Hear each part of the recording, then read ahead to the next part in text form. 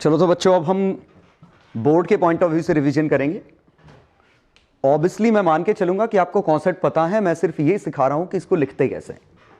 ठीक है, तो इस रिवीजन में क्या होगा कि मैं आपको प्रॉपर तरीके से डेफिनेशन बताऊंगा, कैसे लिखना है, डेरिवेशंस बताऊंगा और कौन कौन सी चीजें इंपॉर्टेंट हैं। अगर मैं कुछ चीजें स्किप कर रहा हूं, मतलब आप समझिए कि वो आईआईटी के हिसाब से इंपॉर्टेंट थी जो हमने पढ़ी थी, लेकिन स्कूल के हिसाब से हमें वो नहीं पढ़ना है। और मैं कुछ कुछ कॉन्सेप्ट ऐसे होंगे जिनमें हो सकता है मैं पूरा एक्सप्लेन ना करूं, आपको रेफरेंस दे दूं कि एनसीईआरटी में इस पॉइंट से यहां से आपको लिखना है। तो जितने मैं नोट्स लिखा रहा हूं या काइंड ऑफ होमवर्क दूंगा कि ये एक डेरिवेशन मैंने समझा दिया और लिखूंगा, बोल दूंगा कि अब ये डेरिवेशन प्रॉपर आपको छापना है एनसीईआरटी से या कोई और रेफरेंस बुक से। तो आपको उस तरीके से बिल्कुल जितना मैं जैसे काम दे रहा हूं आपको प्रॉपर अपने नोट्स बनाने हैं, अच्छी राइटिंग में नोट्स बनाने हैं। ठीक है, और नोट्स बना के फिर मुझे दिखाने हैं जब टॉपिक कंप्लीट हो जाए तो नोट्स आपको सेंड भी करने हैं। ठीक है, और खुद से बहुत इंपॉर्टेंट है, आपके लिखने की हैबिट होनी चाहिए। तो नोट्स आपको ईमानदारी से बनाने हैं। ठीक है, तो आपको जो चीज़ों का ध्यान रखना है, एक फिगर्स जितने आएंगे, फिगर्स आप पेंसिल से ड्रॉ करेंगे, पेंसिल से ड्रॉ करें। और इसमें नेम्ड फिगर्स होंगे, मतलब जो भी एलिमेंट होंगे उनके नाम होंगे। अगर कोई एक्सपेरिमेंट है तो एक्सपेरिमेंट में आपको इसका वर्किंग प्रिंसिपल इस ऑर्डर में लिखना है। वर्किंग प्रिंसिपल, एपरेटस क्या है, एपरेटस यूज्ड। ठीक है, डेरिवेशंस इफ नीडेड, ये पॉइंट, करस्पॉन्डिंग फिगर। ठीक है, कंक्लूजन या limitation, conclusion, limitation, uses etcetera. वो मैं एक्सप्लेन करूंगा किस में क्या लिखना है। तो हो सकता है मैं एक्सपेरिमेंट आपको समझा दूं और पॉइंट लिख दूं, और पॉइंट लिख के मैं जगह छोड़ दूंगा, मतलब आपको वो जगह फिलअप करनी है। ठीक है, तो मैं स्केलेटन बना दूंगा उसका कि ये स्केलेटन है, इसके बाद ये लिखना है, इसके बाद ये लिखना है। अगर मैं बोर्ड पर नहीं लिख रहा हूं तो आपको कहीं और से मैं रेफरेंस दूंगा, वहां से उस चीज को कंप्लीट कर लेना। ठीक है, नेक्स्ट पॉइंट, इसमें थोड़ा राइटिंग ठीक लिखें। राइटिंग आपकी लेजिबल होनी चाहिए, ऐसी कि आपके अलावा कोई और भी पढ़ पाए ढंग से। इसको रफ की तरह मत लिखिए, क्योंकि यही वो है जो आप बोर्ड के पहले पढ़ोगे। कि बोर्ड के पहले आप बुक से नहीं पढ़ोगे, बोर्ड के पहले आप इनसे पढ़ोगे। ठीक है, तो जो आपके खुद के नोट्स हैं, और जब हम खुद लिखते हैं तो दिमाग में अच्छा बैठता है। कि कई बार हमें चीजें समझ में नहीं आ रही होती हैं, लेकिन जब हम लिख रहे होते हैं तो हमें समझ में आ जाता है, अरे यार ये बात चल रही थी, क्योंकि हमारा दिमाग प्रोसेस कर रहा होता है। इसका दूसरा भी पॉइंट है, कई बार हमें ऐसा लगता है कि हमें समझ में आया है, जब हम लिखने बैठते हैं तो पता चलता है कि हम एक्सप्लेन ही नहीं कर पा रहे उस चीज को, कि हम डिफाइन ही नहीं कर पा रहे। तो इसीलिए खुद लिखना बहुत जरूरी है। और इंपॉर्टेंट डेफिनेशन, डेफिनेशन काफी इंपॉर्टेंट चीज है, इसमें आपकी मर्जी नहीं चलती। डेफिनेशन साइंटिफिकल होना चाहिए और पूरी इंफॉर्मेशन डेफिनेशन के अंदर होनी चाहिए। तो आपकी मर्जी नहीं चलेगी डेफिनेशन लिखने में, कुछ तो भी लिख दो। वेल डिफाइंड डेफिनेशन है तो एनसीईआरटी में दी होंगी या मैं इस पे बोर्ड पे लिखूंगा, वही डेफिनेशन आपको एज इट इज रफली लिखनी है। ठीक है, तो डेफिनेशन आपको रटना है और स्टैंडर्ड लैंग्वेज आपके पास होनी चाहिए। तो आपकी नोट्स की कॉपी में डेफिनेशन, और अगला पॉइंट प्रूफ। प्रूफ भी काफी हद तक स्टैंडर्ड होंगे। ठीक है, मैं वंस अगेन सबके प्रूफ बताऊंगा या स्केलेटन उनका बताऊंगा कि किसके बाद क्या लिखना होता है। ठीक है, तो डेफिनेशन प्रॉपर होनी चाहिए, आपकी मर्जी नहीं चलेगी, आपको बुक का रेफरेंस लेना पड़ेगा या मैंने जो डेफिनेशन लिखी होगी वो लिखें। प्रूफ जैसे मैं करा रहा हूं वैसे, और अगर मैंने नहीं कराया तो बुक का जो रेफरेंस है उस बुक से छापिए। ठीक है, सो दैट आपकी इंफॉर्मेशन बिल्कुल साइंटिफिकली एक्यूरेट हो। कि कई बार लगता है कि हमने किया तो सब था, टीचर ने नंबर काट दिए। आप प्रॉपर तरीके से लिखोगे तो कोई नंबर नहीं काट सकता, साइंस है। ठीक है, आपको पता ही नहीं चलता, आपको लगता है आपने सही सॉल्व किया है। खाली आंसर पे नंबर नहीं मिलते, आपको मेथड समझानी पड़ेगी कि आप वो आंसर तक पहुंचे कैसे। ठीक है, तो न्यूमेरिकल भी कैसे सॉल्व करेंगे वो भी मैं थोड़ा एक्सप्लेन करूंगा कुछ क्वेश्चंस में। ठीक है, बाकी इनमें ये पॉइंट बहुत ही इंपॉर्टेंट जो मैंने आपसे कहे कि फिगर प्रॉपर बनाइए, पेंसिल से ऐसे बनाइए मानो आप एग्जाम में बना रहे हो। ठीक है, कैजुअलनेस नहीं चलेगी। ठीक है, एक्सपेरिमेंट में क्या क्या यूज होना है, प्रूफ में क्या क्या होना है। ठीक है, डेफिनेशन कैसे लिखनी है, राइटिंग आपको किस तरह रखनी है। ठीक है, न्यूमेरिकल में जैसे अगर न्यूमेरिकल आपको सॉल्व करना है तो न्यूमेरिकल में आपको गिवन लिखना पड़ेगा कि आपका डेटा क्या गिवन है न्यूमेरिकल में। ठीक है, फिर फॉर्मूला यूज्ड, दूसरा पॉइंट, तीसरा रिजल्ट, और चौथा कंक्लूजन। हमेशा न्यूमेरिकल होगी इस तरीके से करेंगे हम। ठीक है, कि न्यूमेरिकल है 3 नंबर का है तो इस पैटर्न पे होगा। न्यूमेरिकल में गिवन डेटा क्या है। ठीक है, तो पहले गिवन डेटा और वेरिएबल एज्यूम कर लो, फिर आप फॉर्मूला कौन सा यूज कर रहे हैं, रिजल्ट क्या आया, कंक्लूजन, और उस रिजल्ट का कंक्लूजन अगर आप कुछ निकाल पा रहे हैं तो बहुत ही अच्छा है, तो कंक्लूजन भी आपको लिखना है, इस ऑर्डर में होगा। ठीक है,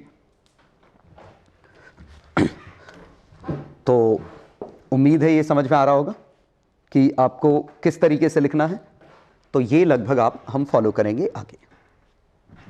ठीक है, तो पहला टॉपिक हम इलेक्ट्रोस्टैटिक्स से स्टार्ट करेंगे। चलो, पहला पॉइंट है हमारा इलेक्ट्रोस्टैटिक्स में चार्ज। तो चार्ज में पहला डेफिनेशन, दूसरा how to produce, production of charge,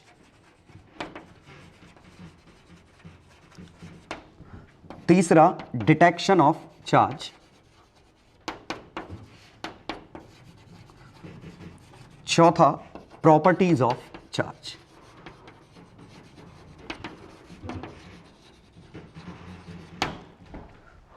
ठीक है, इसमें डेफिनेशन आपको बहुत ही प्रिसाइज लिखनी पड़ेगी। तो charge is the property of matter by virtue of which it experiences or applies electromagnetic forces।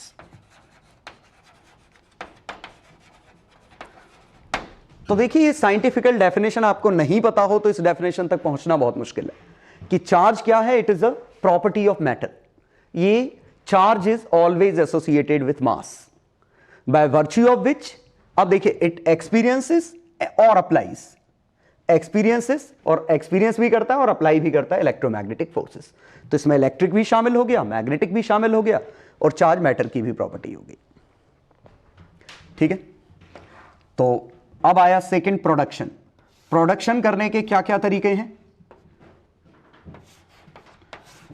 तो चार्ज प्रोड्यूस करने के, एक तो हमारा frictional electricity, friction, induction, conduction, emission. Emission में thermal emission, photo electric emission या फील्ड इमिशन। अब यहां ये इसकी जो हमने चार तरीके देखे, इन तरीकों में जरूरी नहीं कि आप इनकी डेफिनेशन लिखिए, क्योंकि यहां कोई एक ये फिजिकल वैसी डेफिनेशन वाली चीजें नहीं है। फ्रिक्शनल इलेक्ट्रिसिटी क्या है, जब हम दो चीजों को रब करते हैं तो एक पे चार्ज प्लस आ जाता है, एक पे चार्ज माइनस आ जाता है। जो ज्यादा इलेक्ट्रॉन एफिनिटी जिसकी होगी उस पे नेगेटिव आ जाएगा, कम वाले पे पॉजिटिव आएगा, तो चार्ज का रीडिस्ट्रीब्यूशन होगा, ऑब्वियसली मास का भी रीडिस्ट्रीब्यूशन होगा। तो ये फ्रिक्शनल इलेक्ट्रिसिटी जहां एक्चुअल चार्ज मूव करता है, एक्चुअल मास ट्रांसफर होता है, एक्चुअल चार्ज भी ट्रांसफर होता है। इंडक्शन, इंडक्शन में जब एक चार्ज बॉडी को किसी अनचार्ज बॉडी के क्लोज लाते हैं और हम कांटेक्ट नहीं रखते, क्लोज लाते हैं, तो चार्जेस का रीअरेंजमेंट है। ठीक है, ये चार्जेस का रीअरेंजमेंट है। ठीक है, तो फ्रिक्शनल इलेक्ट्रिसिटी जनरली क्या है, अनचार्ज्ड बॉडी हमने रब की, एक पे प्लस आ गया एक पे माइनस आ गया। इंडक्शन क्या है, charge body brought near uncharged body, तो ये रीअरेंजमेंट ऑफ चार्जेस आ गया। कंडक्शन क्या है, व्हेन टू कंडक्टर्स, उनमें से at least one should be charged, at least one is charged, दो कंडक्टर में कम से कम एक चार्ज है, when they are brought in contact, when they are brought in contact the charge starts flowing, ठीक है, from higher potential to lower, higher charge to lower नहीं है, ये कंडक्शन है। इमिशन क्या है कि हम इलेक्ट्रॉन्स को इजेक्ट कर दे रहे हैं, तो अगर हमने किसी चीज के इलेक्ट्रॉन इजेक्ट कर दिए तो उस पर पॉजिटिव चार्ज आ जाएगा, तो इलेक्ट्रॉन इजेक्ट करेंगे मींस इलेक्ट्रॉन को वर्क फंक्शन से ज्यादा एनर्जी देनी पड़ेगी, तो वो एनर्जी दे सकते हैं हम हीट के फॉर्म में या फोटॉन्स के फॉर्म में या फील्ड के फॉर्म में। तो ये इस तरीके से हम चार प्रोसेस हैं जिनसे हम चार्ज पैदा कर सकते हैं, ठीक है। तो अगर इनकी डेफिनेशन लिखने आई, जो कि बहुत प्रिसाइज तो है नहीं, फ्रिक्शन तो एज सच कुछ है नहीं, फ्रिक्शन क्या है, when two uncharge bodies are rubbed against each other, charge flows from one body to another, one body becomes negative charge, another body becomes positive charge, and this phenomena is called charging by friction, ठीक है। ये लगभग static electricity है, static charging है, ठीक है। तो ये फ्रिक्शन वही है जो थंडरस्टॉर्म या क्लाउड में चार्जेस आते हैं, क्लाउड टकराते हैं उसकी वजह से, ठीक है। इंडक्शन के लिए हम क्या लिखें, डेफिनेशन अगर लिखने आई तो इंडक्शन के लिए लिखेंगे कि when a charge body is brought near an uncharge body, the charge on uncharge body rearranges due to the influence of electric field of charge body, and this phenomena is called induction. तो induction को क्या लिख सकते हैं, rearrangement of charges due to near by charges, ठीक है, rearrangement of charges in a body due to near by charges, ये induction है। तो इंडक्शन एक टेम्परेरी प्रोसेस है, ज्यों ही आप उस चार्ज को हटाओगे वो इंडक्शन खत्म हो जाएगा। ये परमानेंट है, कंडक्शन भी परमानेंट है। कंडक्शन और फ्रिक्शन में एक अंतर है, कंडक्शन में दोनों कंडक्टर चाहिए होते हैं, फ्रिक्शन में इंसुलेटर चाहिए होते हैं। आप देखिए कॉम्ब को हेयर से हिट कर रहे हैं, कॉम्ब को हेयर से रब किया, दोनों ही इंसुलेटर है, ठीक है। लेकिन कंडक्टर क्या है, दोनों ही कंडक्टर हैं, तो उनमें से एक का पोटेंशियल ज्यादा है एक का पोटेंशियल कम है। तो कंडक्शन क्या है, phenomena of transfer of charge from one conductor of higher potential to another conductor at lower potential is called conduction. Emission क्या है, ejection of electrons by using thermal energy, light energy और field energy, ठीक है। तो आपको ये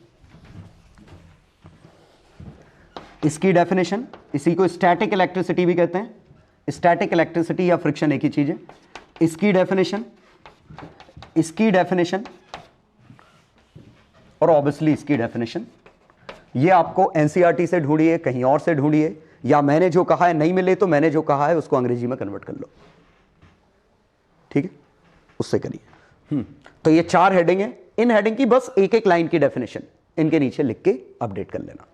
बाकी मैं जो बोल रहा हूं वो तो सब समझाने के लिए बोल रहा हूं। जितना मैं बोलूंगा कि ये लिखना है, और मैं रिकमेंड करूंगा पैरेलली ना लिखें, मुझे पहले समझा लेने दें, फिर उसके बाद आप लिखिए कि आपको क्या क्या लिखना है। तो डेफिनेशन, यूज एनसीईआरटी, ठीक है। Next, detection of charge, simply it is done by electroscope. तो हम इलेक्ट्रोस्कोप से चार्ज को डिटेक्ट कर सकते हैं, गोल्ड लीफ इलेक्ट्रोस्कोप, और ठीक है। और गोल्ड लीफ इलेक्ट्रोस्कोप क्यों, क्योंकि गोल्ड की काफी पतली हम स्ट्रिप बना सकते हैं बिकॉज ऑफ हाई डक्टिलिटी, इसीलिए काफी फ्लेक्सिबल स्ट्रिप होती है, छोटे से छोटा चार्ज भी ये डिटेक्ट कर लेती है। ठीक है, तो इसमें सिर्फ नाम ही लिखना है और कुछ नहीं। Properties of charge, properties of charge.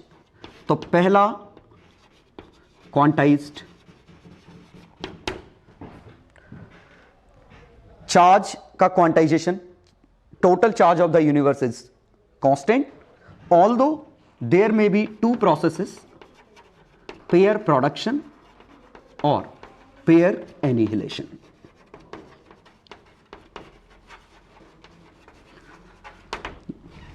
तो एक प्लस और माइनस में पैदा होंगे और प्लस और माइनस में कंबाइन होंगे, तो net charge of the universe is conserved. एक मिनट में क्वांटाइज लिखा है और मैं समझा रहा हूं कंजर्वेशन। तो कंजर्वेशन में net charge of the universe is conserved, although pair production and pair annihilation में टेक प्लेस। तो नंबर ऑफ पॉजिटिव चार्जेस में vary, number of negative charges में vary, but overall charge of the universe is constant, क्योंकि पैदा होंगे तो एक साथ, खत्म होंगे तो एक साथ। दूसरा क्वांटाइजेशन, चार्ज इज क्वांटाइज्ड, तो charge on the body is multiple of a particular quanta, that means electron, तो NeQ इक्वल टू Ne। तीसरा non relativistic nature,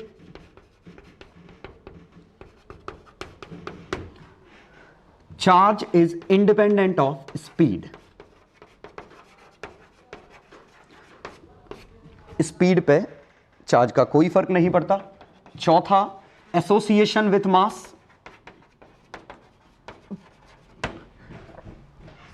charge always exist in association with mass. A massless body cannot have any charge। जैसे photon का rest mass 0 है, तो photon के पास कोई charge नहीं है।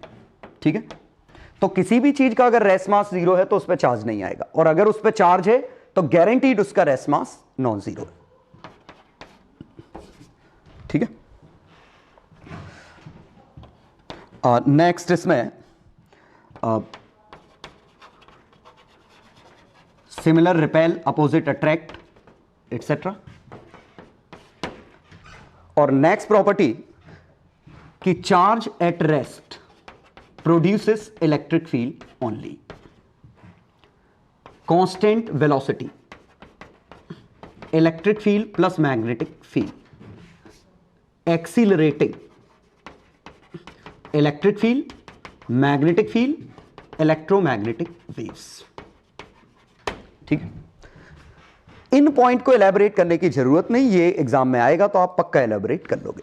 ठीक है, तो आपको क्या लिखना है, definition as it is, production of charge, इसमें जहां मैंने क्वेश्चन मार्क लगाया वहां अपडेट करना है। फ्रिक्शन या static electricity, definition, induction definition, conduction definition, emission definition, और ये पॉइंट। डिटेक्शन ऑफ चार्ज सिर्फ गोल्ड लीफ इलेक्ट्रोस्कोप नाम लिख के छोड़ दो, प्रॉपर्टीज सिर्फ ये छाप के छोड़ दो, क्योंकि बाकी आएगा तो आप एलैबोरेट कर ही लोगे। तो ये पहला पॉइंट आया charge. Next point conductor versus insulator. इसमें फ्री इलेक्ट्रॉन्स, बाउंडेड इलेक्ट्रॉन्स। पहला difference, conductor has enough number of free electrons while insulators do not have free electrons. The electrons that reside in insulator are bounded, that means they are not free to move. Resistance finite, resistance extremely large. Insulator का resistance इतना large है कि ना के बराबर current flow होगा insulator से। Third, charge, additional charge या extra charge given appears on surface. Conductor को जो भी हम चार्ज देंगे वो सरफेस पे आ जाएगा। इसमें charge given is not automatically distributed.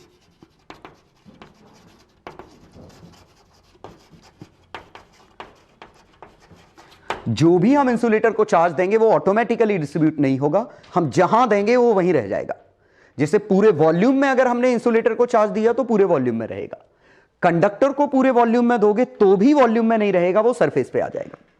तो यहां वॉल्यूम चार्ज डेंसिटी का मीनिंग है, यहां वॉल्यूम चार्ज डेंसिटी का मीनिंग नहीं है, यहां सिर्फ सरफेस चार्ज डेंसिटी का मीनिंग है। तो कंडक्टर में हम सिर्फ सिग्मा की बात करेंगे, रो की अगर बात कर रहे हैं तो वो इंसुलेटर ही।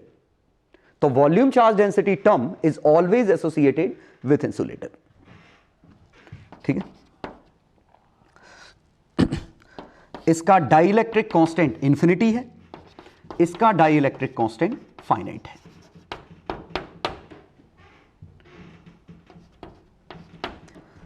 मतलब 1 से बड़ा। तो कंडक्टर का डाइइलेक्ट्रिक कांस्टेंट इंफिनिटी है, मतलब electric field net inside is 0, electric field net inside is equal to E external by K।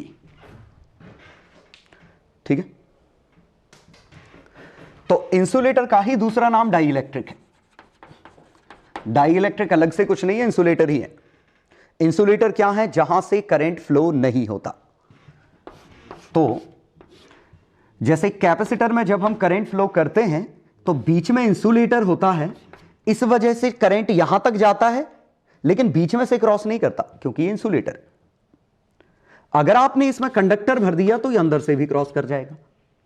तो समझिए क्या होता है, कंफ्यूजन कहां होता है कि कंडक्टर ऐसा लगता है जिसका रेजिस्टेंस 0 है। नहीं, कंडक्टर वो है जिसका रेजिस्टेंस इन्फिनिटी नहीं है, फाइनाइट है। ठीक है, रेजिस्टेंस 0 वाले को हम सुपर कंडक्टर कहते हैं। इंसुलेटर क्या है? जिसका रेजिस्टेंस एक्सट्रीमली लार्ज, मतलब that can be treated as infinity. काफी लार्ज है, हम इनफाइनाइट रेजिस्टेंस अज्यूम कर सकते हैं आइडियल इंसुलेटर का। तो ये दोनों में डिफरेंसेस हैं। तो एग्जाम में आता है डिफरेंसेस, ये एज इट इज ऐसे ही छाप लो, बाकी क्योंकि अंग्रेजी आप आगे कंप्लीट कर लोगे। फ्री इलेक्ट्रॉन्स का मीनिंग समझ में आ रहा है कि conductor has enough number of free electrons, insulators all electrons are bounded, means no electron is free to move. Second resistance, बाकी सब आप अपने हिसाब से लिख लोगे। तो ये छाप लो, सेकेंड पॉइंट हो गया। इसमें एक और स्पेशल चीज हम पढ़ेंगे, सेमीकंडक्टर, लेकिन अभी नहीं। एक और टाइप होता है सेमीकंडक्टर, इनके बीच में, कंडक्टर और इंसुलेटर के बीच की चीज है, तो हम अलग से इलेक्ट्रॉनिक्स में पढ़ेंगे। Next, Coulomb's law. और force is equal to K Q1 Q2 by R square, generally in vector form आता है। तो ये आएगा F vector K Q1 Q2 R2 minus R1 mod cube R2 minus R1 vector. ये Coulomb's law in vector form है। Definition इसकी once again आपको NCERT से लिखनी है। ठीक है, तो डेफिनेशन अपडेट करेंगे एनसीईआरटी से, मैं डेफिनेशन बोल रहा हूं। ठीक है, और डेफिनेशन क्या है? Electrostatic force between 2 point charges Q1 and Q2 separated by separation R is given as K times Q1 Q2 by R square। सीधे अंग्रेजी, मतलब यही पढ़ दो जो ये लिखा है। ठीक है, Coulomb's law in vector form का सीधे स्टेटमेंट आता है। तो ये क्या लिखेंगे कि charge Q1 is located at R1 position, Q2 is located at R2 position vector, the force between them K Q1 Q2 by the separation between them का whole cube into R2 minus R1। ठीक है, ये दरअसल क्या है? Force on Q2 है। Q1 Q2 अगर ये दोनों पॉजिटिव हैं तो इसने जो फोर्स लगाया Q2 ड्यू टू Q1, यही तो लिखा है। R2 R1, और जरा देखो ये R2 माइनस R1 वेक्टर है। तो हमने ये माना अगर ये पूरे टर्म पॉजिटिव होते तो वेक्टर R2 माइनस R1 की तरफ आता। तो R2 माइनस R1 की तरफ कब आएगा? जब आप फोर्स ऑन Q2 की बात कर रहे हो। फोर्स ऑन Q1 बात करते तो ये R1 माइनस R2 बन जाता। तो ये force on Q2 due to Q1। तो कूलम्स लॉ की डेफिनेशन मैं यहां लिख देता हूं। ये डेफिनेशन लिखिए। इन वेक्टर फॉर्म जब आप लिखोगे तो वेक्टर फॉर्म में आपको ये फिगर बनाना पड़ेगा। डिपेंड करता है, 1 नंबर में आया तो ऐसे लिख दो, 2 नंबर में आया तो ये फिगर बनाइए, क्योंकि यहां हमें समझाना पड़ेगा ना कि R2 और R1 क्या चीज है। तो Coulomb's law in vector form सीधे ऐसा आता है, write down Coulomb's law in vector form, सीधे ऐसा क्वेश्चन आता है। तो आप ये फिगर बनाएंगे, ये पोजीशन वेक्टर हो गए, R1 R2 चार्जेस हो गए, और वो हमने डिफाइन कर दिया और उस फोर्स का वेक्टर ये लिख दिया। ठीक है, तो कूलम्स लॉ, 3 लॉ या प्रिंसिपल्स की बात करेंगे, सुपरपोजिशन प्रिंसिपल, और तीसरा हम गॉस लॉ डिस्कस करेंगे। सुपरपोजिशन प्रिंसिपल,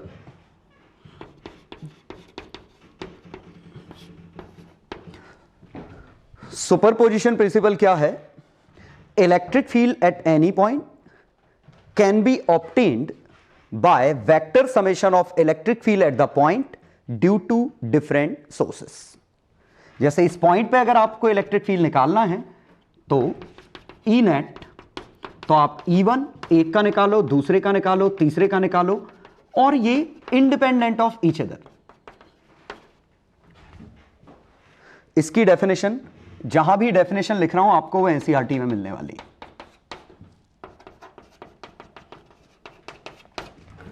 ठीक है, तो रफली ये है कि इलेक्ट्रिक फील्ड, हम इसी को पढ़ दे रहे हैं, electric field at any point is equal to vector summation of electric field at that point due to individual sources irrespective of presence of other sources। मतलब जब ये कैलकुलेट कर रहे हैं तो हमें बाकी से मतलब नहीं, ये कैलकुलेट कर रहे हैं बाकी से मतलब नहीं, ये कैलकुलेट कर रहे हैं बाकी से मतलब नहीं। तो ये सुपरपोजिशन प्रिंसिपल है। ठीक है, तो इसमें कूलम्स लॉ में डेफिनेशन छापो, सुपरपोजिशन प्रिंसिपल में डेफिनेशन छापो एनसीईआरटी से। ठीक है, और मैं रिकमेंड करूंगा कि हर बार जो ही छाप रहे हो पैरेलल नोट्स बनाओ, पैरेलल नोट्स बनाओ, वीडियो पॉज कर दो, एनसीईआरटी बगल में रखो, कंप्लीट करते जाओ। ठीक है, तो थोड़ा स्क्रीन टाइम भी बीच बीच में आपका कम होगा और आप पैरेलल ही करोगे, जल्दी हो जाएगा। अब 3 definition, electric field,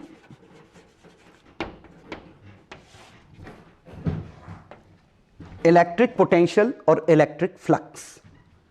electric field की डेफिनेशन E,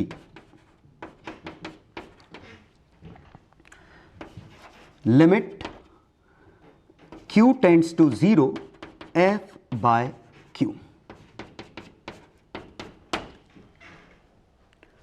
डेफिनेशन तो बड़ी आसान सी है, लेकिन फिर भी मैं चाहूंगा कि आप एनसीईआरटी से लिखें।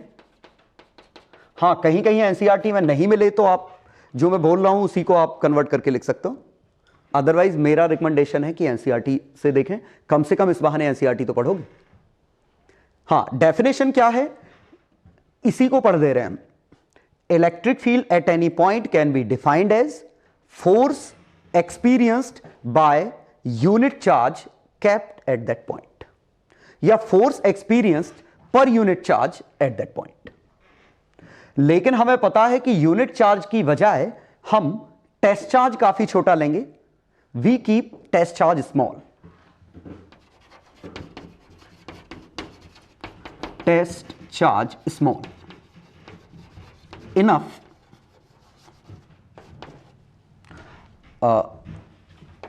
to neglect its effect on distribution of charge of source of electric field। देखिए, हम टेस्ट चार्ज इतना छोटा रखते हैं कि हम इसके इफेक्ट का डिस्ट्रीब्यूशन ऑफ चार्जेस पे असर नेग्लेक्ट कर सके। और बात सही भी है, मैंने आपको ये बताया था पेंडुलम वाले एग्जांपल से कि आप इस पेंडुलम का इस पॉइंट पे इलेक्ट्रिक फील्ड निकाल रहे थे, इस पॉइंट पे। ठीक है, तो अब आपने क्या किया कि इलेक्ट्रिक फील्ड निकाल रहे थे तो आप एक ये इस स्टेट का निकालना था, तो आप यहां पे एक टेस्ट चार्ज लाए, टेस्ट चार्ज पे फोर्स देखा और आपने कहा मान लो फोर्स आया कुछ 10 न्यूटन, चार्ज आया था 1 कूलम, आपने कहा इलेक्ट्रिक फील्ड 10 है। लेकिन चूंकि 1 कूलम बड़ा चार्ज है तो रियलिटी ये है कि ये रखने पे ये पेंडुलम आपका थोड़ा टिल्ट हो गया होगा, और टिल्ट हो गया होगा तो जो फील्ड यहां आना था और जो आया है वो फील्ड आपका कुछ अलग आया है।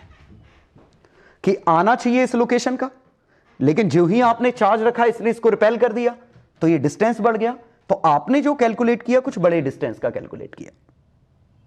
ठीक है, ऑब्वियसली ये नेगेटिव होता तो अट्रैक्ट हो जाता, पास आ जाता, बड़ी वैल्यू आती।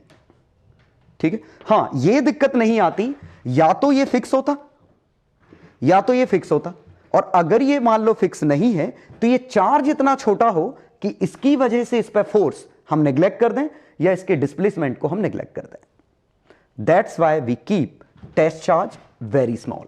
हम 1 कूलम नहीं रखते, 1 कूलम एक्चुअली बड़ा चार्ज है, तो हम 1 कूलम नहीं रखते, हम काफी छोटा रखते हैं।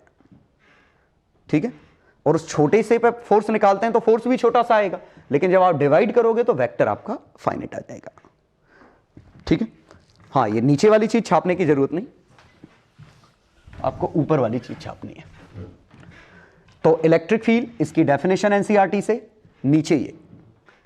जब भी हम डेफिनेशन लिखते हैं, एक बहुत इंपॉर्टेंट चीज मैं आपसे कह रहा हूं, आप अगर उसके साथ कोई फिगर या कोई इक्वेशन या कोई फॉर्मूला साथ में लिख देते हैं तो डेफिनेशन की गलतियां आपकी छुप जाएंगी, क्योंकि डेफिनेशन बहुत ही प्रिसाइज लिखना आसान काम नहीं है, ये साइंटिस्ट का काम है, हम तो रट के छाप रहे हैं।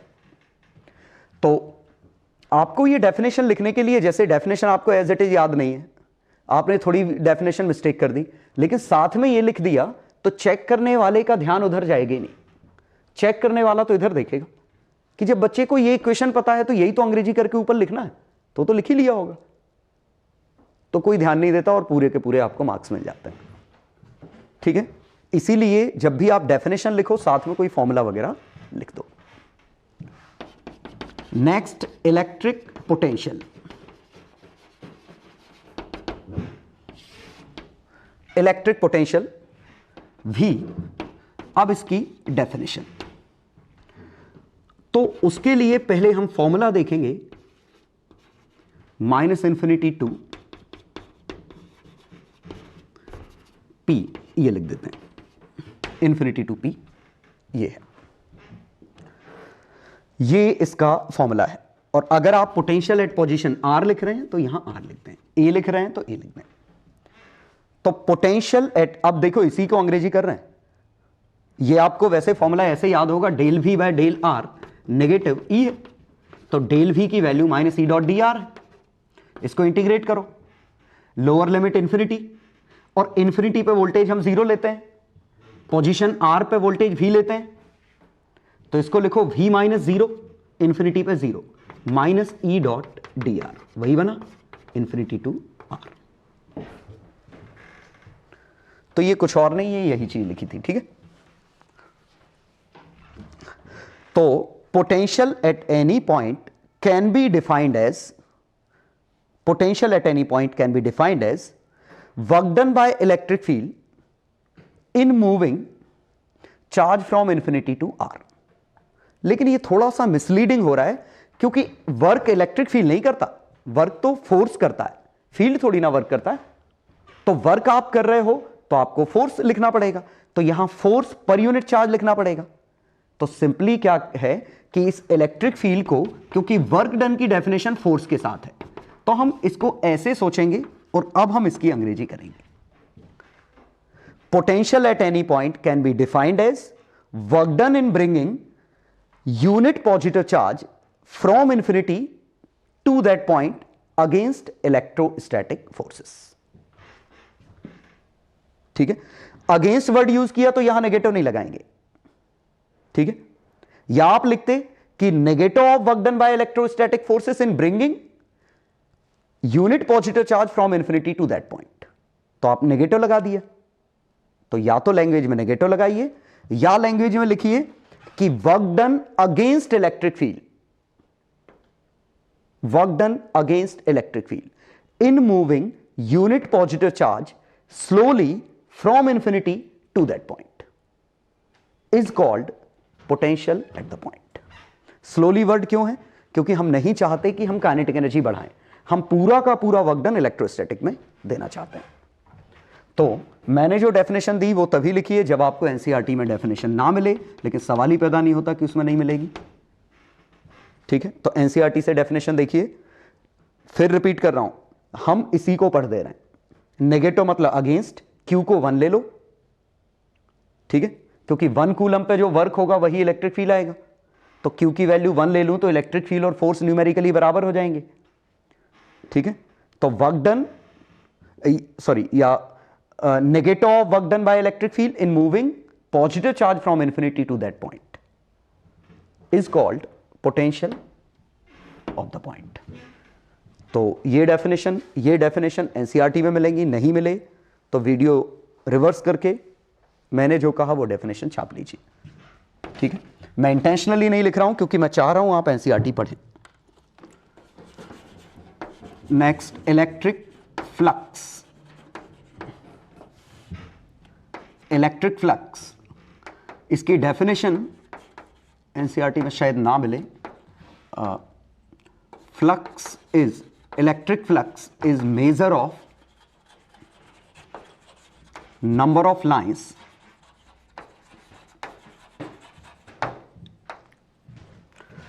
हाँ, अब देखिए इस डेफिनेशन में लिखते समय मुझे electric flux is measure of number of electric field lines crossing through the surface.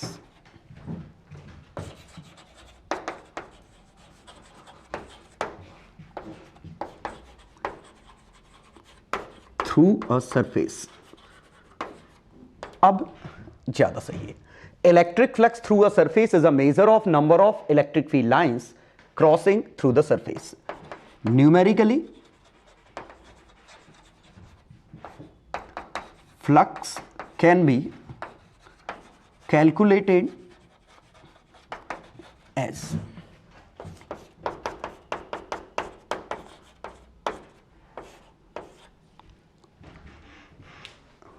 ये क्लोज लगाने की जरूरत नहीं क्योंकि हमें नहीं पता हम क्लोज सरफेस की बात कर रहे हैं कि नहीं। और ये टर्म क्या है, surface integral of dot product of electric field and elementary area vector।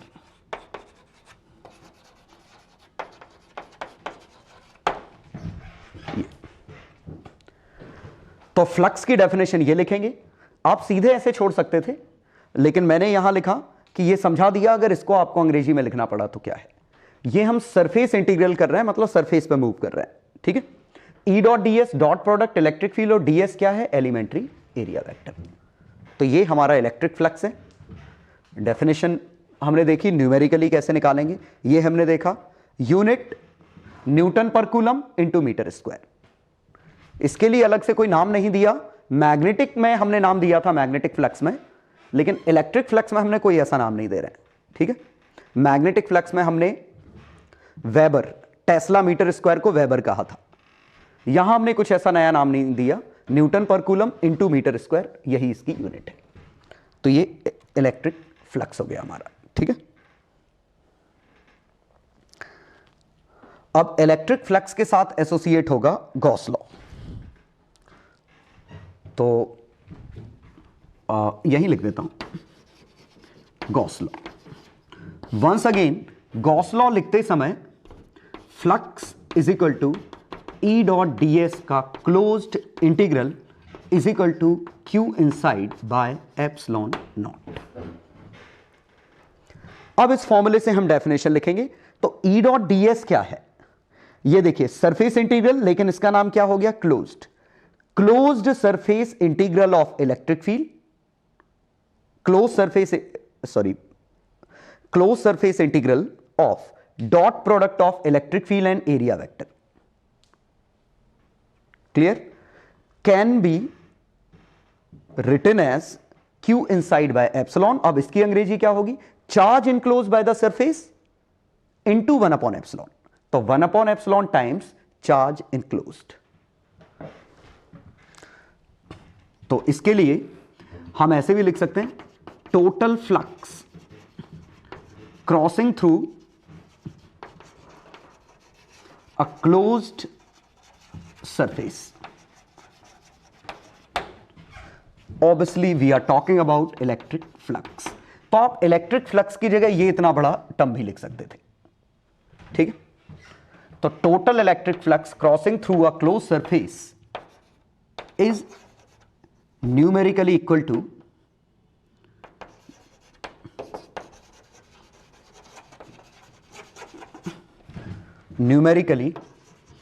Equal to 1 upon epsilon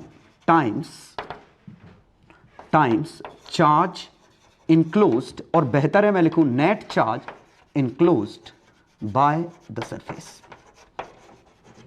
ये इसकी डेफिनेशन है।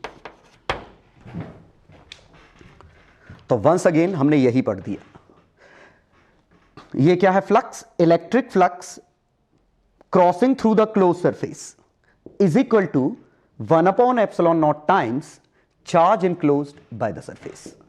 ये गॉस लॉ की डेफिनेशन है, और डेफिनेशन तो एज इट इज ऐसे ही लिखनी पड़ती है, ठीक है। तो इसकी डेफिनेशन मैंने लिख दी, तो एनसीईआरटी रेफर करने की जरूरत नहीं इनके लिए। चलो, तो दो डेरिवेशंस इसमें। पहला Coulomb's law from Gauss law,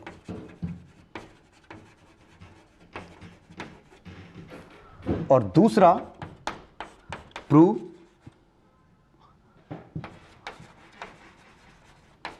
Gauss law for point charge.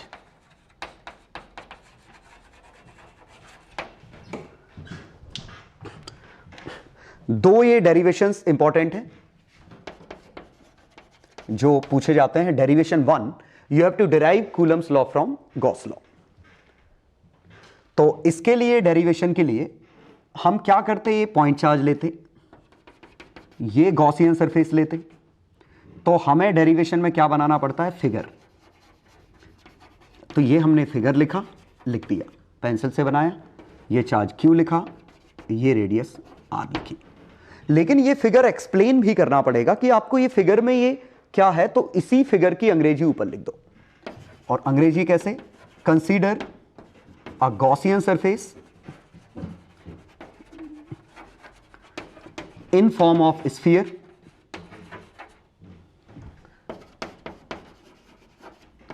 of radius r and center at charge q। ठीक है। अब इसकी वजह से हम यहां पे इलेक्ट्रिक फील्ड E लिखते, बिकॉज ऑफ सिमेट्री यहां भी E होता। तो यहां पे हम ये छोटा सा एरिया ds लिखते, ठीक है। तो flux through elementary area d phi is equal to E ds cos 0, ठीक है। तो ये बना E इंटू ds। तो total flux through the surface d phi का close integral is equal to E dot ds का close integral.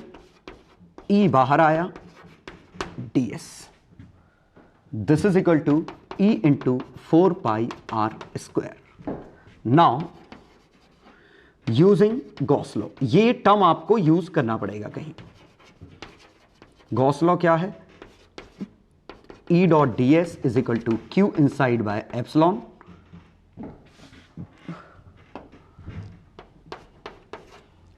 Gauss law and equation 1। तो ये आया E into 4 pi r square is equal to Q inside by epsilon. Electric field is equal to Q inside by 4 pi epsilon r square. ये इसका proof है, ठीक है। Derivation या जो भी कहें। तो डेरिवेशन करते समय ये जो परपेंडिकुलर मैंने लिखा नहीं, यहां बना दिया। तो पहले क्या किया? एक फिगर बनाया, फिगर की अंग्रेजी ऊपर लिखी, क्योंकि डायरेक्ट हम फिगर से शुरुआत नहीं कर सकते। You will have to explain कि फिगर में what is E, what is R, ठीक है। तो यहां पे मैंने क्या किया? फिगर में लिखा Q, नाम दे दिया पॉइंट चार्ज का, R डिफाइन कर दिया रेडियस है, E मैंने डिफाइन नहीं किया लेकिन अंडरस्टूड है E इलेक्ट्रिक फील्ड है, ठीक है। Elementary area ds। तो मैंने ये ds डिफाइन कर दिया, ये एलिमेंट्री एरिया है। इससे फ्लक्स कितना है ये निकाला, तो E ds आया, E बाहर निकल आया क्योंकि E का वेक्टर भले वेरिएबल है, मैग्नीट्यूड तो कांस्टेंट है, और ये मॉड करके बाहर निकाला है। ऑलरेडी ये वेक्टर है, E का मॉड ds का मॉड cos थीटा, तो E का मॉड बाहर निकाला, ds का क्लोज इंटीग्रल, ये समझाने की जरूरत नहीं कि ds का क्लोज इंटीग्रल 4πr² है, ये ऑब्वियस है, ठीक है। तो ये हमने निकाला गॉस लॉ का लेफ्ट हैंड साइड।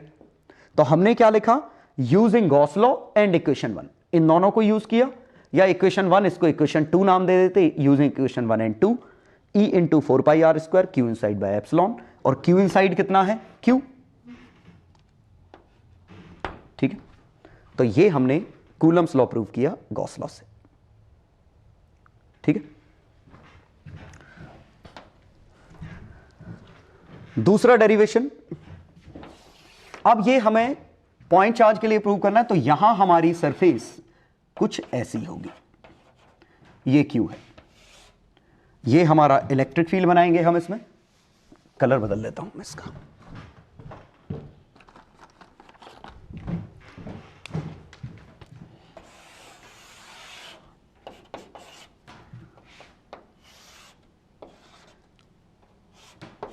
ये हमारा एरिया वेक्टर है, ये हमारा इलेक्ट्रिक फील्ड वेक्टर है, ये हमारा इसके बीच का एंगल थीटा है,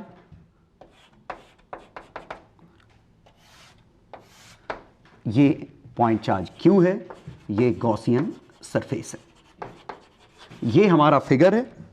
अब वंस अगेन फिगर को पहले एक्सप्लेन करिए कि फिगर क्या है, तो वही consider arbitrary shaped Gaussian surface, क्योंकि इसका शेप फिक्स ही नहीं है, हम किसी भी शेप के लिए बात कर रहे हैं, surface enclosing charge Q,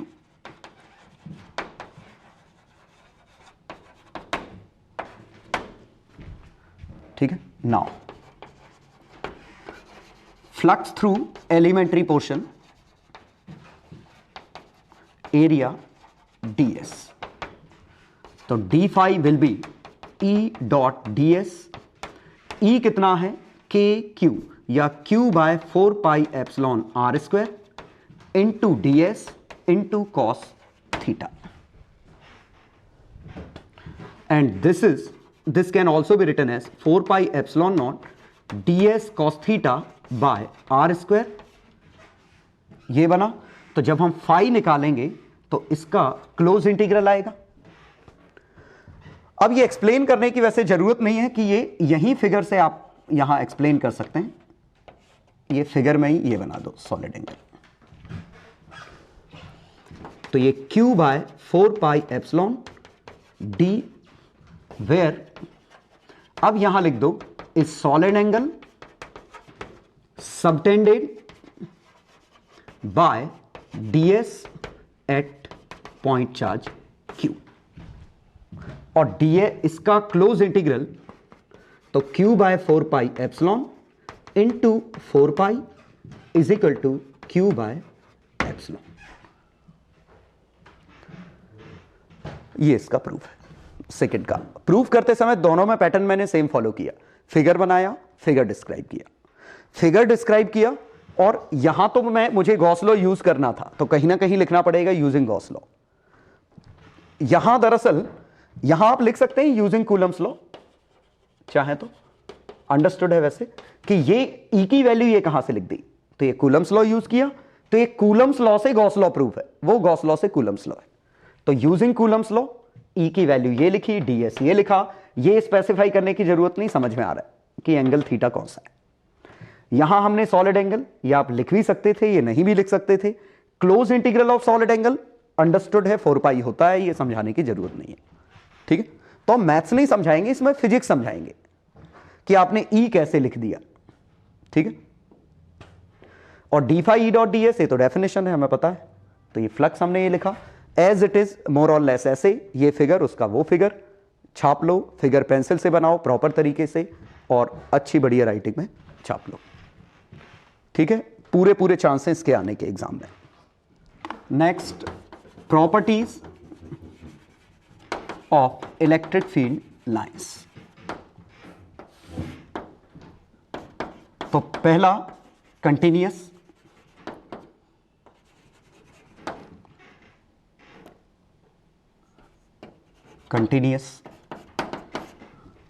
smooth और tangent at any point gives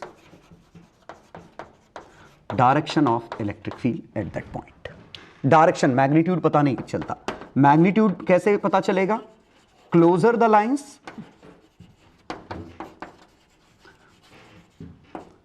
stronger is field.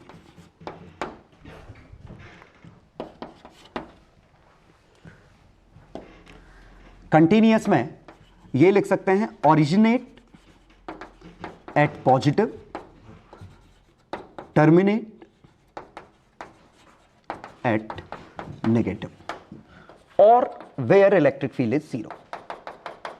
ये भी बिल्कुल सिंपल सा है कि जिस पॉइंट पे इलेक्ट्रिक फील्ड जीरो होगा वहां टर्मिनेट हो जाएगा, जैसे इन्फिनिटी पे। तो इन्फिनिटी पे इलेक्ट्रिक फील्ड जीरो होता है, वहां टर्मिनेट हो जाएगा। ओरिजिनेट पॉजिटिव पे होगा, टर्मिनेट नेगेटिव पे, या वहां पे जहां न्यूट्रल पॉइंट है। ठीक है। Next, potential falls along the lines. As one moves in the direction of lines, the electric potential decreases. Next, electric field lines are perpendicular to conductor surface and do not exist inside it.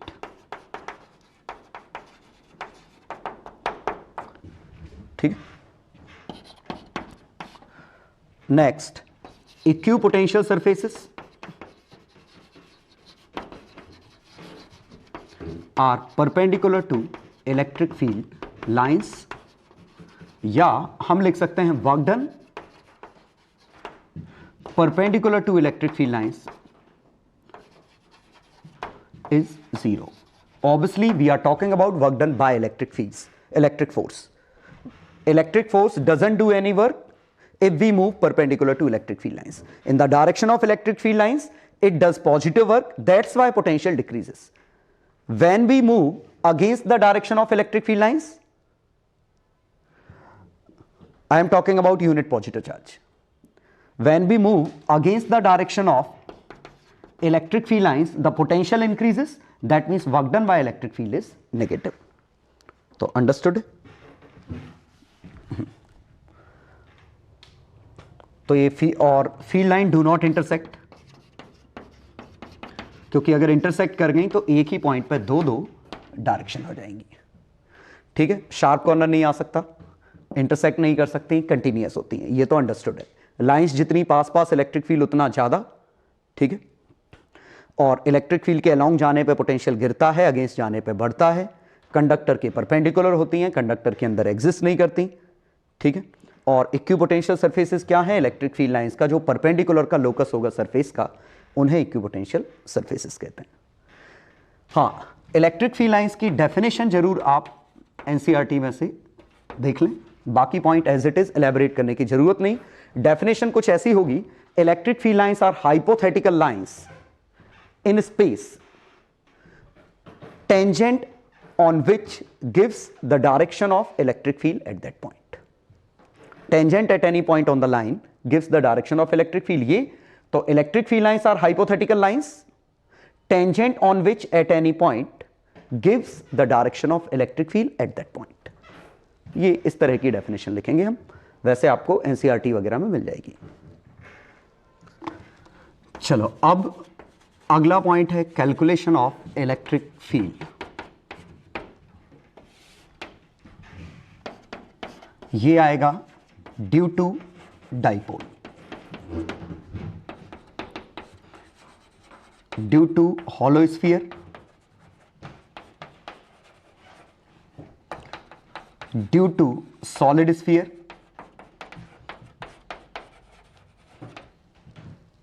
Due to line charge और due to sheet.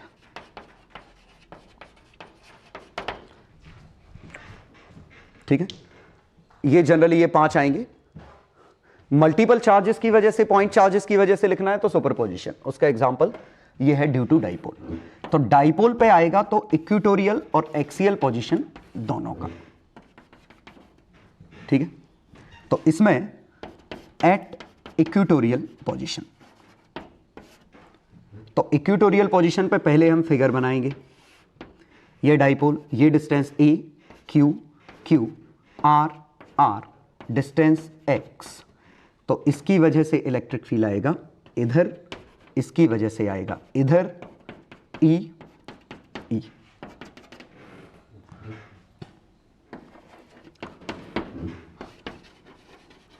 From figure electric field at P is net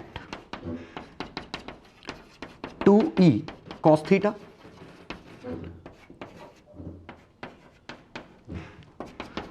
to Q bye 4 pi epsilon naught R square into cos theta, और cos theta की value है x by R।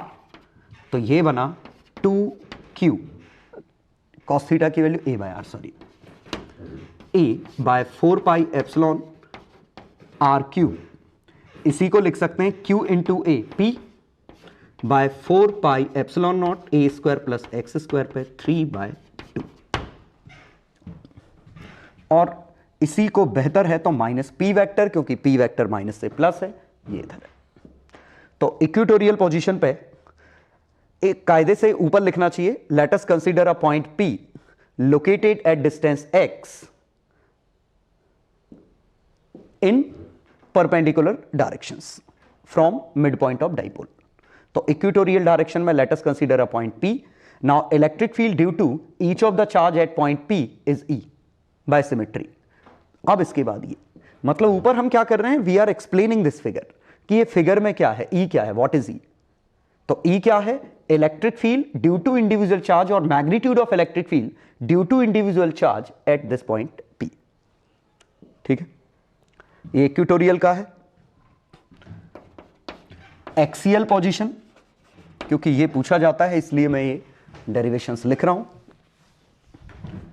Axial position पे once again हम figure बनाएंगे।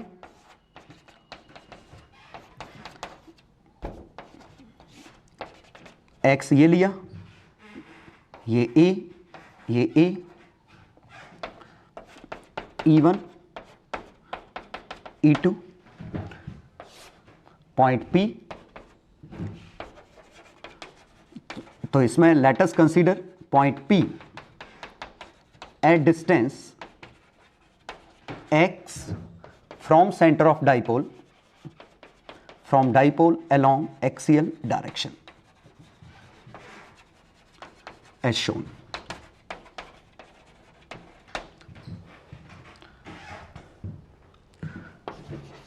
Here E1 and E2 represent electric field due to positive and negative respectively.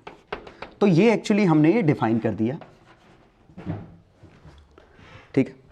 Now E net is equal to E1 minus E2, और ये है superposition principle कि हम independently दोनों का आंसर निकाल के जोड़ सकते हैं।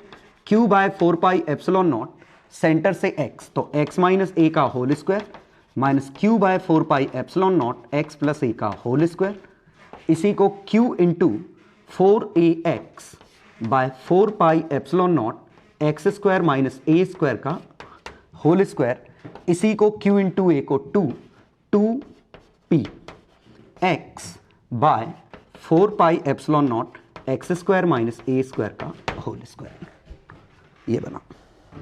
इसी में हालांकि पूछा नहीं गया, लेकिन हम लिख सकते थे x अगर काफी लार्ज है तो इलेक्ट्रिक फील्ड बन जाएगा p by 4 pi epsilon naught X cube. और सही बात है, kp बाय आर क्यूब था नेगेटिव डायरेक्शन में, और यहां भी x अगर काफी बड़ा है तो answer 2kp bye R cube. और ये p के पैरेलल है, ये p के एंटी पैरेलल है।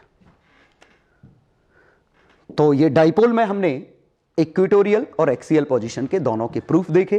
प्रूफ में क्या लिखना है, फिगर बनाइए, फिगर एक्सप्लेन करिए, फिर सुपरपोजिशन से इलेक्ट्रिक फील्ड निकालिए, छाप दीजिए।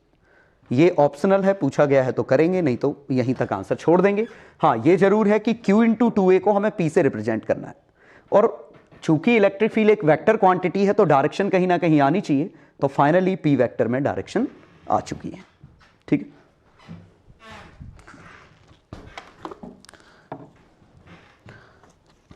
इसी में जनरल पॉइंट के लिए स्कूल में नहीं पूछा जाएगा, लेकिन मैं रिकमेंड करता हूं कि आपको याद हो शॉर्ट डाइपोल का आर जनरल पॉइंट पे। तो इसके दो कंपोनेंट आए थे, तो हमने क्या किया था, पी के कॉस थीटा का एक्सियल, तो 2 K P cos theta by R cube, और पी के साइन थीटा का equatorial, K P sine theta by R cube. ये स्कूल के नोट्स का पार्ट नहीं है, लिखना चाहो लिख सकते हो, इसका डेरिवेशन की जरूरत नहीं, ड्यू टू शॉर्ट डाइपोल। तो शॉर्ट डाइपोल पे किसी भी पॉइंट पे निकालेंगे डाइपोल की वजह से, ये आंसर आ जाए। तो ये सिर्फ फॉर्मूला याद रखिए इसमें, ठीक है, ये स्कूल में जरूरत नहीं पड़ेगी इसकी। चलो सेकंड हाफ। अब इसके अलावा जितने हैं, electric field due to shell, due to solid sphere, due to line, due to sheet या ड्यू टू सिलेंडर, इन सभी में तो जैसे मैं शेल का लिख रहा हूं, ये शेल, ठीक है, तो शेल के लिए हम लिखेंगे इलेक्ट्रिक फील्ड, तो पहला जब लिखेंगे आर लेस देन आर, ठीक है। तो डेफिनेशन वंस अगेन हम अपने फिगर को जस्टिफाई करेंगे कि हमारा फिगर क्या है। तो ये डॉटेड हमारी गॉसियन सरफेस, तो consider Gaussian surface of radius R less than R as show.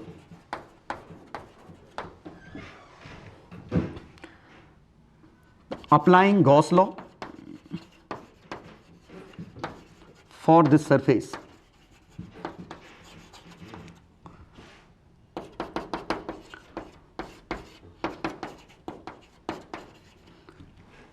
ठीक है, ये हमने डिफाइन किया R, ये डिफाइन किया R, ये इलेक्ट्रिक फील्ड E है, तो इसको लिखा E into 4 pi R square, और यहां लिख दो, बस ज्यादा समझाने की जरूरत नहीं, बाय सिमेट्री, कि हम इसको E into 4 pi R square कैसे लिख दिए, बाय सिमेट्री, बाकी पढ़ने वाला समझता रहेगा, ठीक है। लेकिन Q इनसाइड कितना है, 0, तो E की value I 0।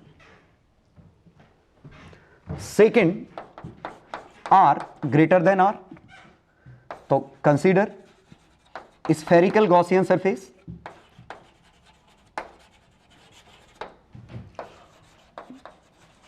of radius r greater than r as shown।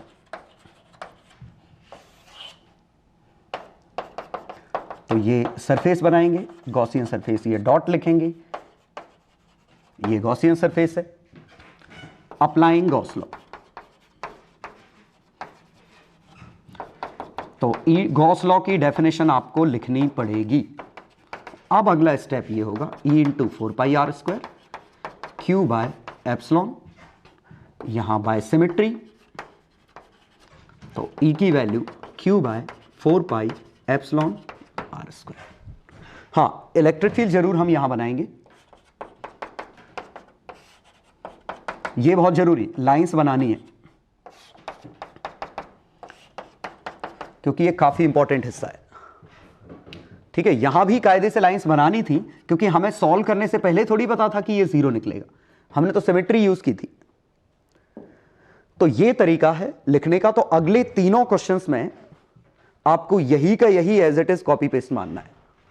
दिखाता हूं, जैसे कंसीडर गॉसियन सरफेस, तो शेल की जगह सॉलिड होता, तो ये लैंग्वेज जो कि तो होती, बस ये चार्ज हमारा ऐसा बना होता, फिगर थोड़ा चेंज हो जाता, यहां Q by 4/3 pi R cube into 4/3 pi R cube by epsilon आता, तो इलेक्ट्रिक फील्ड आता Q by 4πε0 R by R, यही रो R बाय 3ε0 बनता है। वेक्टर में लिखना है तो R वेक्टर के पैरेलल, ठीक है। यहां लिखते तो बस अंतर यह आ जाता कि यहां पूरा चार्ज आता है इस बार, तो यहां कैपिटल Q बनता, तो कोई वॉल्यूम का लफड़ा नहीं होता, तो यहां सीधे Q by 4πε0 R², R unit vector, ठीक है। ऐसे ही गॉसियन सरफेस अब हमें मान लीजिए निकालना होता ड्यू टू लाइन, तो लाइन के लिए दो केस तो बनने नहीं है, लाइन का एक ही केस बनेगा। तो कंसीडर सिलिंड्रिकल गॉसियन सरफेस, तो बस फिगर हमारा ये बन जाएगा, ये लैम्डा, यहां हम लिखेंगे गॉसियन सरफेस, ये लैम्डा, ठीक है, एज शोन विथ, आप लिख सकते हैं with axis along line charge, और अंग्रेजी लिख दो, कोई बुराई नहीं। E इंटू 4πr² की जगह आपको ये बहुत इंपॉर्टेंट कि ये फील्ड लाइन बनानी पड़ेगी। हां, ये समझाना नहीं पड़ेगा कि वो परपेंडिकुलर कैसे है। तो बाय सिमेट्री ये लिखते E इंटू, या ऐसे लिख सकते हैं, ये क्या आता E dot ds close surface के लिए और फ्लैट सरफेस के लिए। हालांकि वो समझाने की जरूरत नहीं, क्योंकि यहीं से दिख रहा है कि एरिया वेक्टर इसका इधर है, इसका इधर है, कट जाएगा।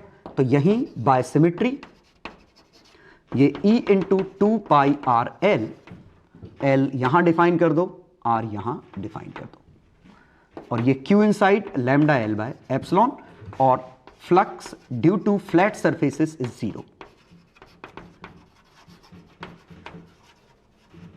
ये हमने लिख दिया, because electric field is perpendicular to area vector. L से L कटा, E आ गया लैम्डा बाय 2πrl, ठीक है। ऐसे ही अगर हमें शीट के लिए लिखना होता,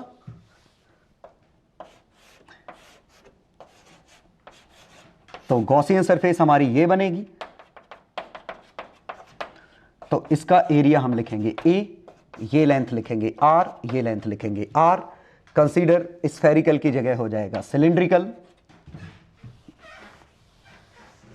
ये, ठीक है। अब हम गॉस लॉ लगाते, तो यहां फील्ड लाइंस बनाना वंस अगेन जरूरी है। ऐसे सिर्फ गॉसियन सरफेस से ही बना दो, कोई फर्क नहीं पड़ता। तो using Gauss law, E dot ds का closed, Q inside by epsilon, ये E into A plus E into A plus 0, यहां लिख सकते हो कर्व सरफेस से 0 है। Q inside sigma A by epsilon, तो E is equal to sigma by 2 epsilon, ठीक है। वेक्टर लिखना है तो नॉर्मल n यूनिट वेक्टर, अगर वेक्टर से प्रेजेंट करना है। मतलब तरीका क्या है, फिगर बनाइए, गॉसियन सरफेस बनाइए, फील्ड लाइन बनाइए, और उसके बाद प्रॉपर इसमें गॉस लॉ का एप्लीकेशन, बाय सिमेट्री लिख दोगे, आधी चीजें नहीं लिखनी पड़ेंगी। कुछ समझना है बाय सिमेट्री लिख दो, तो बाय सिमेट्री लिखा, कर्व्ड सरफेस का आंसर 0 है, ये यहां भी लिख सकते हो, बगल में भी साइड में ऐसे लिख सकते थे, और फाइनली ये आंसर आ गया। तो मेन इंपॉर्टेंट चीज क्या है, एक तो फिगर, और दूसरा ये गॉस लॉ में दोनों वैल्यू छापनी, ठीक है। तो ये 4 जो गॉस लॉ के एप्लीकेशंस हैं, वो आपको एप्लीकेशंस मतलब शेल का, सॉलिड का, लाइन का, शीट का, ठीक है। ये गॉस लॉ के एप्लीकेशंस आपको लिखने हैं। Second, calculation of flux. Electric field के कैलकुलेशन में जो गिने चुने आने थे वही आएंगे, इंटीग्रेशन का कुछ नहीं आने वाला है, तो बिल्कुल टेंशन फ्री हो जाओ। कैलकुलेशन ऑफ फ्लक्स, फ्लक्स के कैलकुलेशन में सिंपली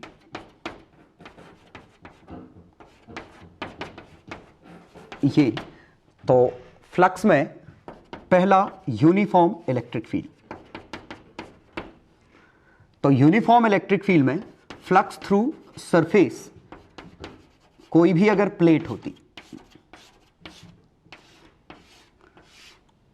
तो एरिया वेक्टर इधर है, ई इधर है, एंगल थीटा है, तो फ्लक्स आया ई ए कॉस थीटा। ये क्या है?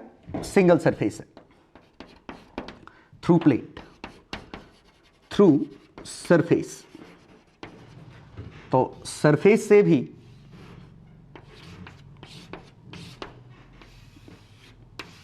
तो इससे flux E into area projected. और तीसरा फ्लक्स थ्रू क्लोज्ड सरफेस,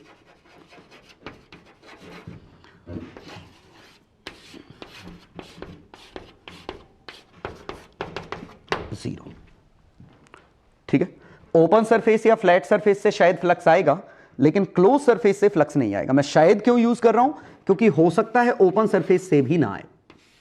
अगर सरफेस ऐसी होती तो जितनी लाइन अंदर आती उतनी बाहर निकल जाती।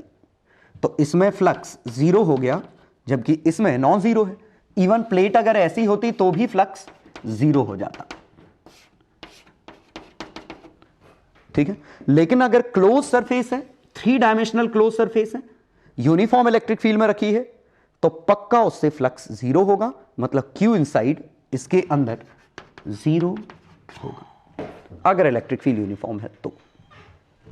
लेकिन अगर नॉन यूनिफॉर्म इलेक्ट्रिक फील्ड है तो E डॉट ds का close integral is equal to Q inside by epsilon naught may be non zero. तो अब की बार ये जीरो हो भी सकता है, नहीं भी हो सकता है। ठीक है, इसका बहुत ही पॉपुलर एग्जांपल, और जो वही आता है वैसे इस एग्जाम में, ये वाला। और electric field is equal to E naught x square by L square कुछ।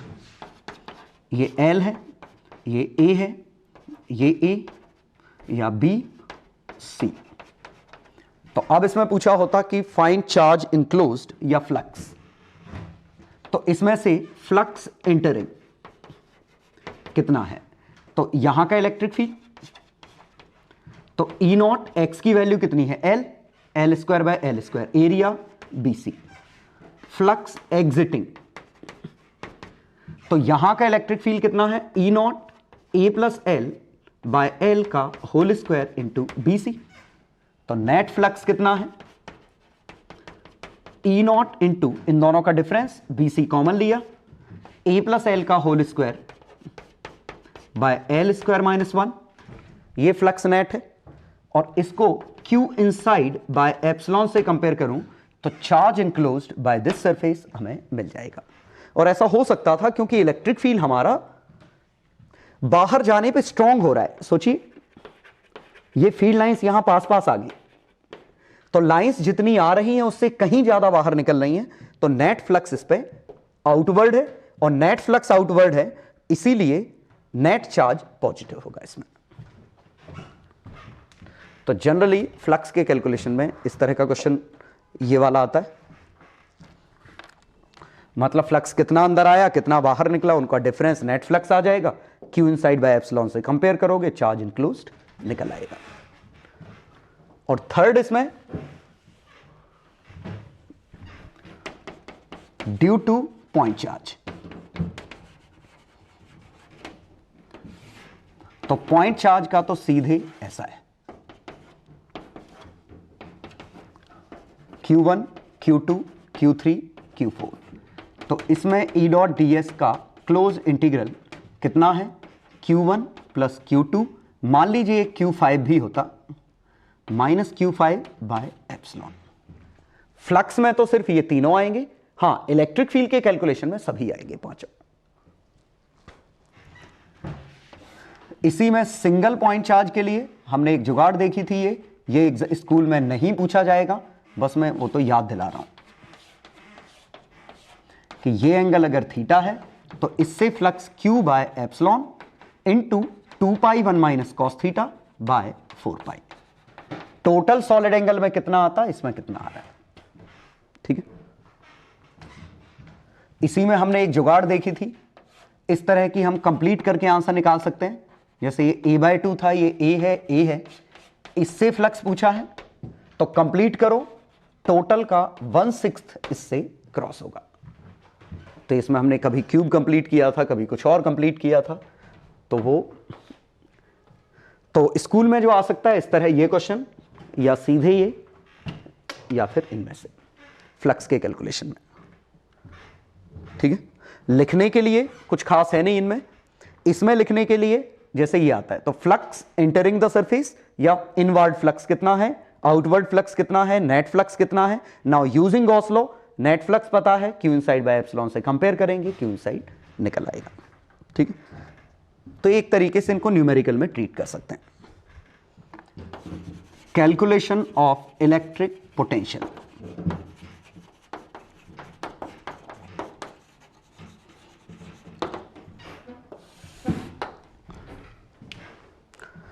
इलेक्ट्रिक पोटेंशियल का calculation due to point charge.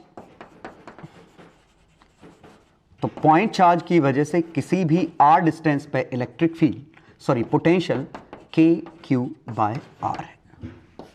Proof dv is equal to minus E dot D r infinity से r by definition.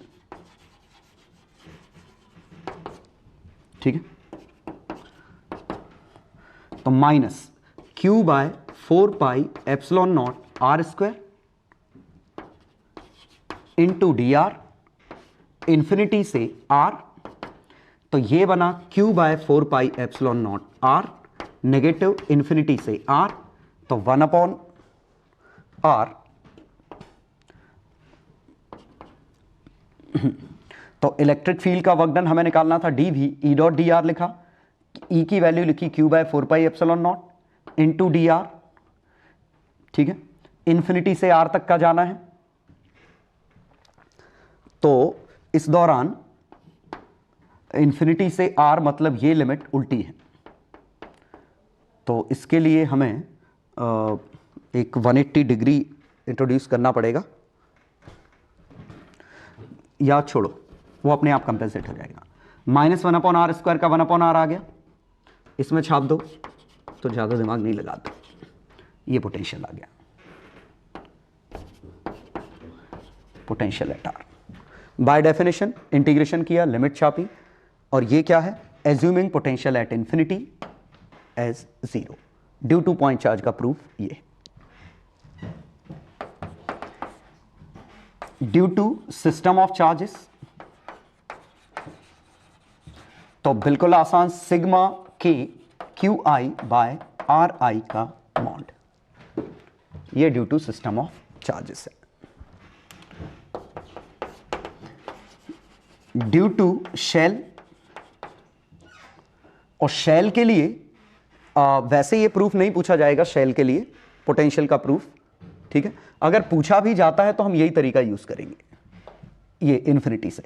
जैसे potential at surface अगर पूछा होता तो ये आता माइनस आर से infinity Q by 4 pi epsilon naught R square D R on integrating Q by 4 pi epsilon naught R बन जाएगा। और potential inside surface is equal to potential at surface because electric field inside is 0, तो कोई work done करने वाला है ही नहीं, तो ये बनेगा। पोटेंशियल आउटसाइड सरफेस, ये स्मॉल आर से इंफिनिटी आता, और ये Q bye 4 pi epsilon naught small R. Due to solid proof नहीं पूछा जाएगा, हालांकि हम इंटीग्रेट करके कर सकते हैं। तो R greater than R proof नहीं पूछा जाएगा, वैल्यू आपको याद होनी चाहिए, ये R less than R Q bye 4 pi epsilon naught R cube 2R cube 3R square minus R square by 2R cube, 8 यहां कर दो। ठीक है, तो ये इसका due to solid. Due to line और due to sheet potential define ही नहीं था। ठीक है, तो अगर हम लिखते भी तो due to line absolute potential not defined. हां, पोटेंशियल डिफरेंस डिफाइंड है, lambda by 2 pi epsilon naught, integration किया log R2 बाय R1। ऐसे ही due to sheet absolute potential defined नहीं है, पोटेंशियल डिफरेंस डिफाइंड है, और वो आएगा इलेक्ट्रिक फील्ड का इंटीग्रेशन करके, तो sigma by 2 epsilon not R2 minus R1। School में पूछा जाएगा पॉइंट चार्ज का और शेल का ज्यादा से ज्यादा। ठीक है, तो ये कैलकुलेशन ऑफ इलेक्ट्रोस्टैटिक पोटेंशियल थे।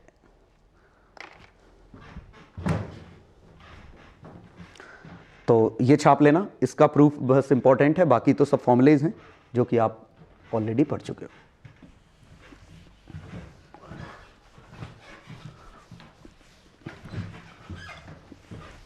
और लास्ट डिस्कशन इसमें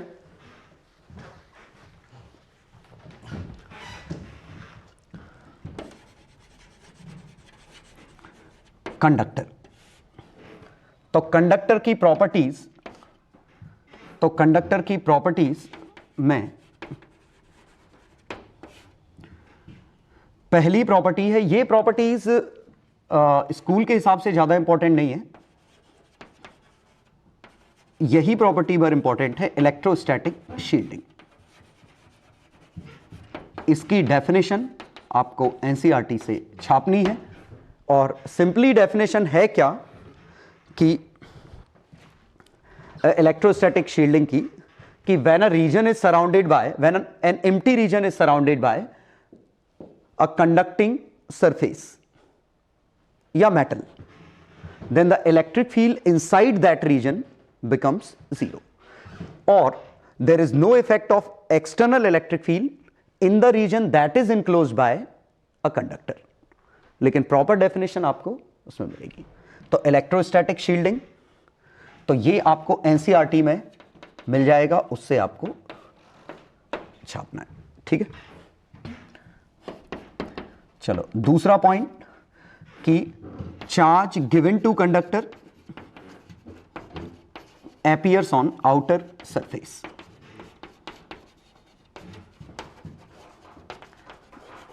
जब भी हम कंडक्टर को कोई चार्ज देंगे वो आउटर सरफेस पे होगा, वो बॉडी के अंदर नहीं होगा। Third, grounded conductor, grounding means making potential zero. Connecting conductors, making potential same. दो कंडक्टर को आपस में कनेक्ट करना और ग्राउंड करना। ग्राउंड करना मतलब वोल्टेज जीरो करना है, कनेक्ट करना मतलब वोल्टेज सेम करना है। ठीक है, तो ये जनरली क्वेश्चन ऐसे कि ये दो कंडक्टर हैं, इस पे चार्ज Q है, इस पे चार्ज Q है, ये कैपिटल R है, ये स्मॉल r है। अगर हमने इनको कनेक्ट किया तो जिसका वोल्टेज ज्यादा होगा उससे कम पे जाएगा चार्ज, और तब तक जाता रहेगा जब तक वोल्टेज बराबर नहीं हो जाते। ग्राउंडिंग करना मतलब टोटल वोल्टेज जीरो करना, एक चार्ज फ्लो करो, टोटल वोल्टेज जीरो कर दो। ठीक है, नेक्स्ट, डिस्ट्रीब्यूशन ऑफ चार्ज। तो ये कंडक्टर है, इसके अंदर Q है, तो इस Q की वजह से यहां पे माइनस Q आएगा, और अगर मैंने इसको Q दे रखा है कैपिटल Q, तो इसकी आउटर सरफेस पे Q प्लस Q आएगा, और इसकी फील्ड लाइंस परपेंडिकुलर ऐसे बाहर निकलेंगी।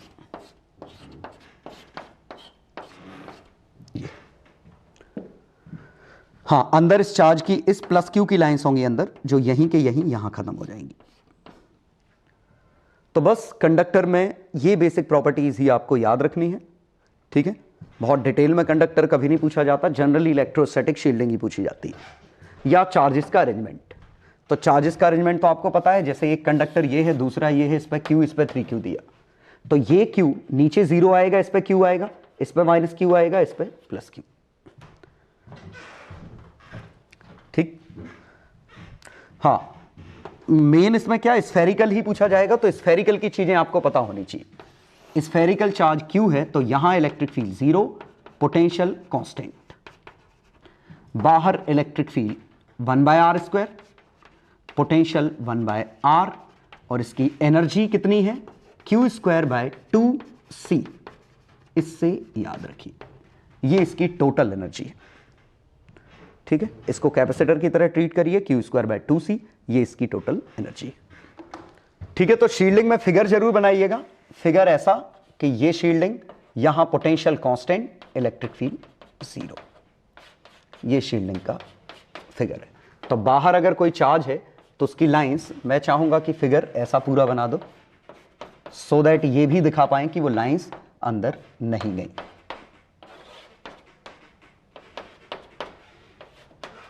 इस तरह का कुछ।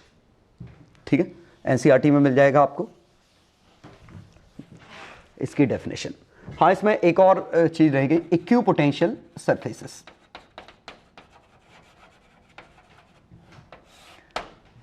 पहला डेफिनेशन, तो डेफिनेशन लिखने के लिए आप लिख सकते हैं इसका लोकस ऑफ सरफेसेस या locus of equipotential points in space. Same potential के पॉइंट्स का लोकस वही हमारा इक्विपोटेंशियल सरफेस है, लेकिन एनसीईआरटी से देखें। ठीक है, रफली ये है locus of points in space which are at same potential, same potential. ठीक है, properties, work done along by electric field along surfaces is zero। दूसरा, electric field is perpendicular to surface। तीसरा, closer the surfaces stronger is field। क्यों? क्योंकि E की value dV/dr होती है, minus dV/d। ठीक है, तो ये और कौन सा है, इक्विपोटेंशियल सरफेसेस, इनके शेप्स अगर देखें तो पॉइंट चार्ज के लिए शेप क्या है, इलेक्ट्रिक फील्ड के परपेंडिकुलर बना दो तो क्या बनेंगे, स्फीयर्स।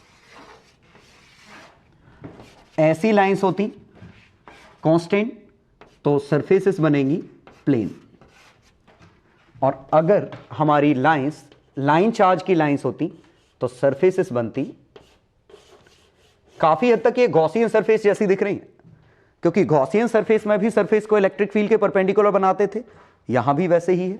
तो ये इक्विपोटेंशियल सरफेसेस हैं। स्फेरिकल पॉइंट चार्ज के केस में, इसमें ये, हाँ डाइपोल के केस में थोड़ा सा मुश्किल होगा। डाइपोल के केस में सरफेसेस कुछ ऐसी बनेंगी, ये सर्कल तो नहीं है एग्जैक्टली ऐसा, ये डाइपोल की बनेगी। ठीक है, हाँ आपको फील्ड लाइन और एक सरफेसेस बनाने क्वेश्चन में आ सकता है, तो आपको फील्ड लाइन भी बनाते हुए आनी चाहिए कि जैसे इसकी फील्ड लाइंस कैसी हैं, इसके परपेंडिकुलर, ये इसकी फील्ड लाइन।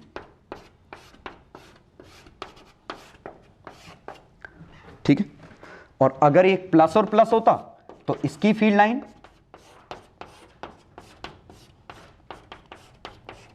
ये आता है जनरली एक नंबर में कि फील्ड लाइंस कैसी हैं, इसकी इक्विपोटेंशियल सरफेसेस,